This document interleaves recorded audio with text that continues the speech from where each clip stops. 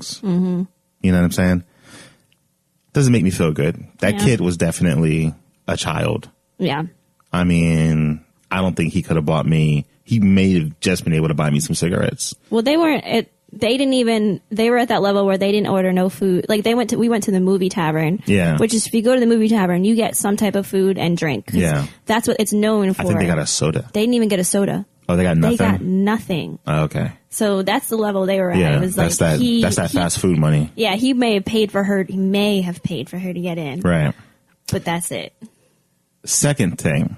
First of all, I just want to say I did not enjoy that whole transaction. Usually I enjoy kicking people out of my seat. Yeah. I enjoy that. I enjoy battling certain customer service people. Yeah. I don't mind that, you know. Punking a little 18-year-old in front of his lady friend date doesn't make me feel great. Yeah. Especially when I try to give him like the pre-warning. But second thing, everyone knows the movies is a horrible date unless you're deep in the dating process. If you're not on date 3 or date 4, the movies is a horrible date. You know why? Because you're not supposed to talk. You can't talk.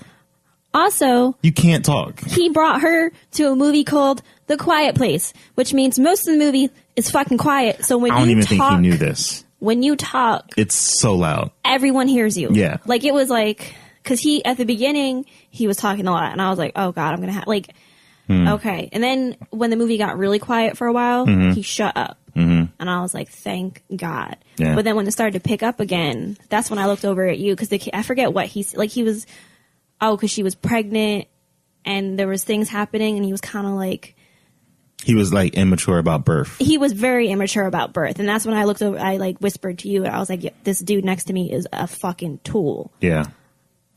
I didn't, yeah. And you were like, what? And then it just like, he just didn't shut up. Yeah. The whole, like 10 minutes. Right, yeah. Full conversation with this chick. And I'm like, is nobody else? And then it's like, does anyone else hear this? Because I know. Everyone else is too gingerly. Like, yo, honestly, that one couple, that one dude in the front with the light on the menu. I was going to touch on. Yes. So this one, you can go and tell the story. Well, I'll just begin. So, A Quiet Place is PG-13.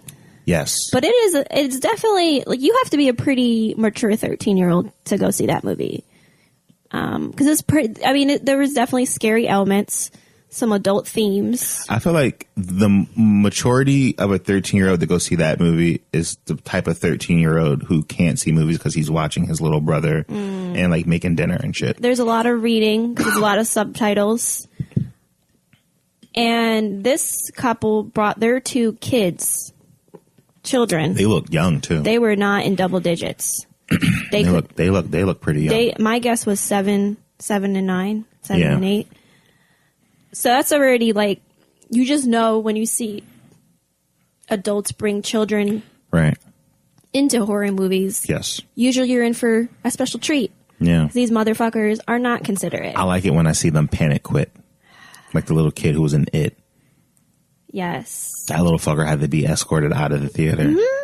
Because that shit was horrifying. This movie starts off pretty horrifying for a child. It definitely does. It definitely goes down the It path a little bit. A little bit. So yeah, they definitely let you know that this movie's not fucking around immediately upon opening. So then you go into what the dude was doing that was then also annoying, not including his children being there. So I guess he was trying to order another food item off of the menu, and he just had his phone light on and then was just like looking through the menu. Now ordinarily this isn't a problem, but the way he had his angle set up, it was projecting onto the screen. And it's in the middle of like some tense shit. And it kept coming and going. Like every time I was about to say something, he was in like the second row. So you could see the outline of the menu on the screen. It was like a full book. Yeah. Silhouette. Right. And at this point, so this happened before I told dude to shut the fuck up. Because at this point, I'm kind of just like, it was building up. Yes. And I didn't want to be the one to yell at this man. Luckily. Yeah. And then luckily, because where they sat, obviously they didn't pre-purchase their tickets. Who goes to the theater nowadays without pre-purchasing your tickets, especially at reserved seating? Yeah.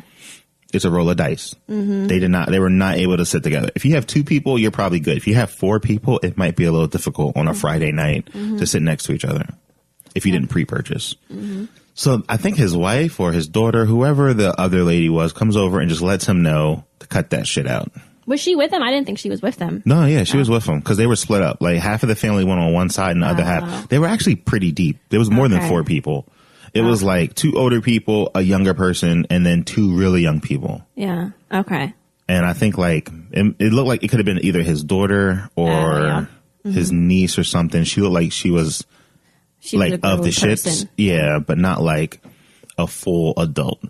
Or she could have been. I don't know. Maybe she had great genes. Who knows? Who knows these things? But she told them to stop. Yeah. But the people, didn't you say like the daughter was doing something weird? And yeah, the one little girl next to him was just standing. She was standing in her seat with her back to the screen. Yeah, I think because it was too scary for her.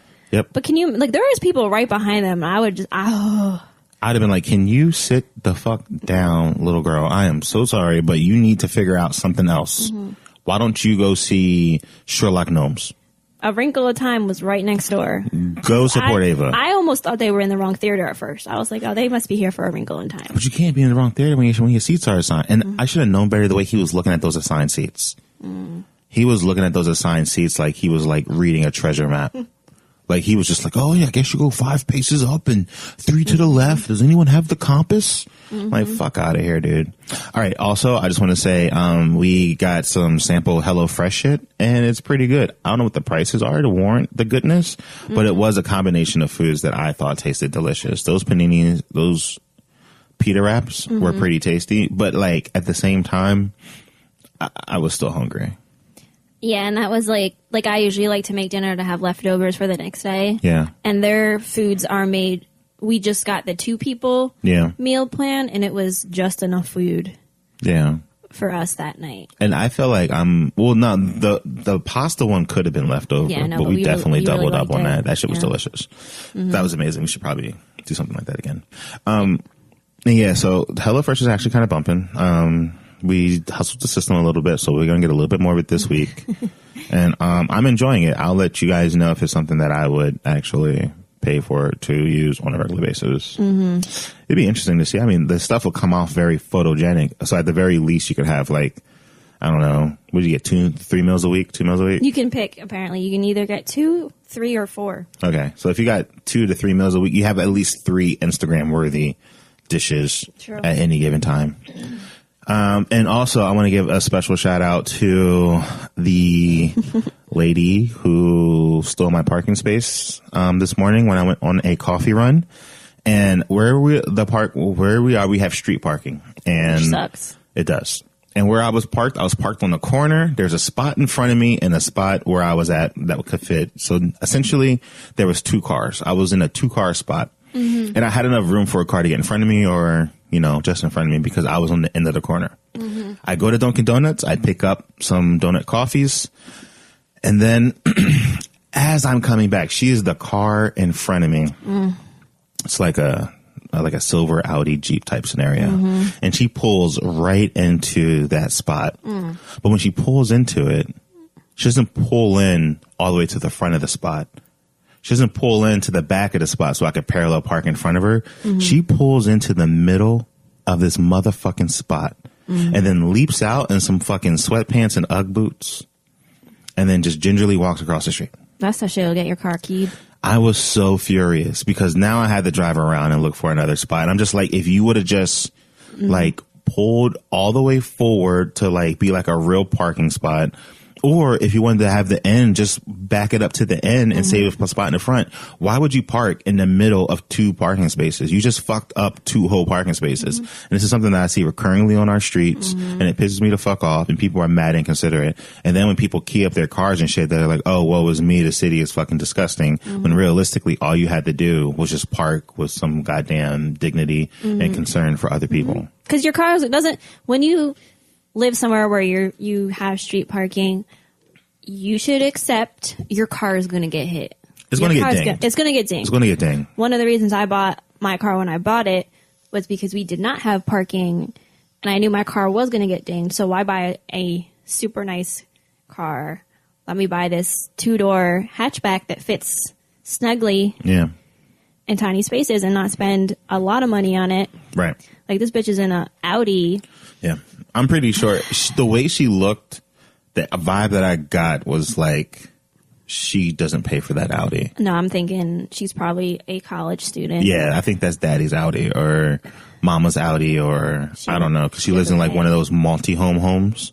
And she also happens to live in the same home that always manages to have, like, if it's not a fisticuffs, it's like a loud shouting match every Friday. I think on Friday night I heard them screaming. Yeah. Every Friday they live on this, and it's not like a hood looking house. It's just like a respectable looking. Yeah. It's not like with like a porch and shit. I know there's other people that live there that are not with the shits. I know there's like a black couple that live there that I've seen exiting in the morning.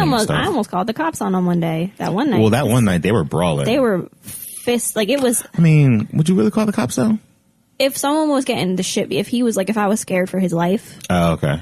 You know, I would have called the cops. At that point, you're calling the cops for safety and not for like disturbances. At that point, because I think one night it could have easily have been like 4 dudes fighting one dude, and then that it's not like they would know we called the cops, because it's like we live in a neighborhood. Yeah, I generally cannot call the cops unless it's like real emergencies. Yeah. No, even then, no. I don't even want to call the cops from my phone. Nope. Like, I don't want them calling me back or like asking me any questions. I would literally be down there and they'd be like, "Is anyone else in your house?" I'd be like, "Nope, just me, a white woman. There's no black man in my house." Just well, you don't have to hide me. It's not like it's not like those type of days. But I'm just saying, I just don't invite them into my life. If I can avoid it, like if they were going to scrap and walk it away, I would let them scrap. But also, I'm a dude, and I appreciate a good scrap.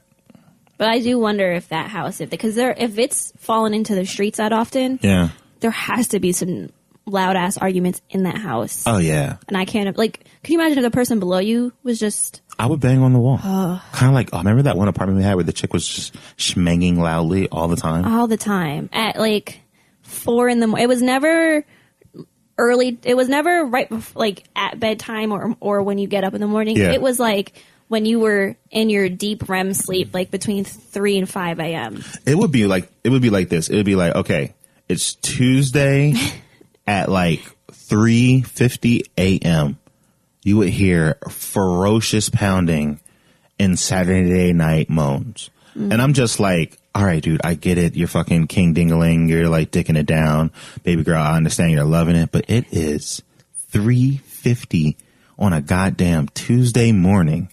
And it was a lot. And at first, like the first week, I was just like, all right, well, I mean, like the first day or two. You gave them the benefit of the doubt, but I'm the type of person. I gave them the benefit of the doubt because I was like, yo, sometimes when you meet someone new and you guys are sexually compatible, like extremely sexually compatible, and maybe you were coming out of a non-sexually compatible situation, it definitely is like you have a new toy, you know, or you want to play with it a lot and have a good time. Cool. Week 1, week 2, all right. By week 3, I'm like, dude, y'all need to chill the fuck. I don't want to be the one banging on the walls because you are fucking too loud.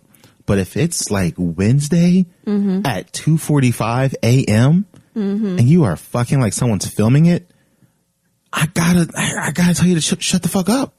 And it just always amazed me because she worked a similar schedule as us, where it was like she worked like a 9 to 5. I'm trying to tell you, she must have not been getting it right before. And I was just like, when did she sleep?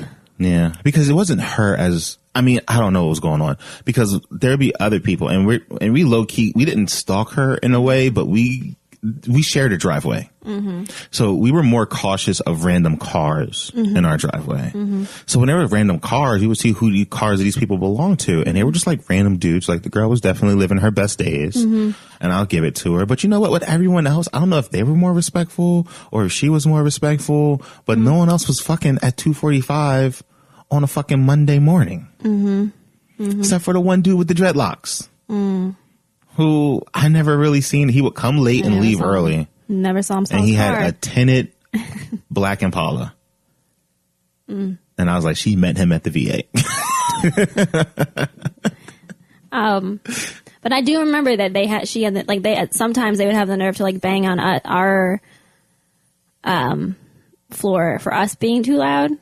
Really? Yes. And I remember being like, I don't remember that. Yeah, but it was definitely like a Friday or a Saturday. And it wasn't a crazy hour. And I remember just being like... Were we boning? Probably. Oh, it was a bone war. We were having I a just bone war. remember you do it at 3 a.m. Oh, you know,